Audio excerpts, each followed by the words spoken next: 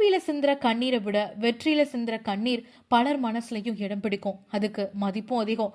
அப்படிதான் நேத்தி உலக சாம்பியன்ஷிப் பட்டத்தை ஜெயிச்ச குகேஷ் அவர்கள் ஜெயிக்க போறத நினைச்சு கண்ணீர் சிந்திக்கிட்டே கடைசி கட்டத்தை நெருங்கும் போது நம்ம எல்லாருக்குள்ளயுமே அந்த சந்தோஷம் இருந்தது. 7 வயதுல பொழுதுபோக்கா செஸ் விளையாட ஆரம்பிச்ச ஒரு சின்ன பையன் அவனுடைய ஆர்வம் அதிகமானதுனால வாரம் 3 நாள் 3 மணி நேர பயிற்சின்னு கடுமையான பயிற்சிக்கு பின்னாடி 9 வயதுலயே சாம்பியன்ஷிப் பட்டம். அப்ப ஆரம்பிச்ச கனவு 18 வயசுல தான் நிறைவேறிருக்கு.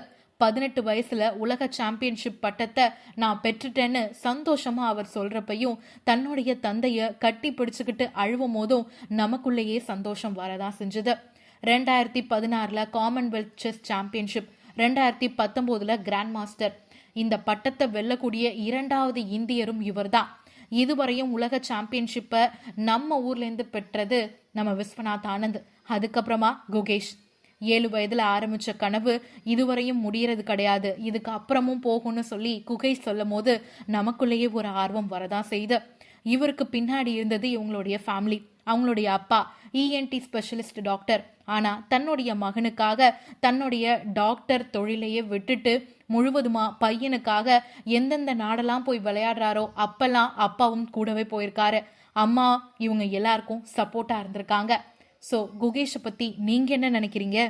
உலக செஸ் சாம்பியன்ஷிப்பை இதுவரையும் 17 பேர் தான் வாங்கியிருக்காங்க. அதில் 2 பேர் இந்தியர். 1 விஸ்வநாத் ஆனந்த், 2வது குகேஷ். 18 வயதில் பெரிய சாதனையை புரிஞ்சிருக்காரு குகேஷ்.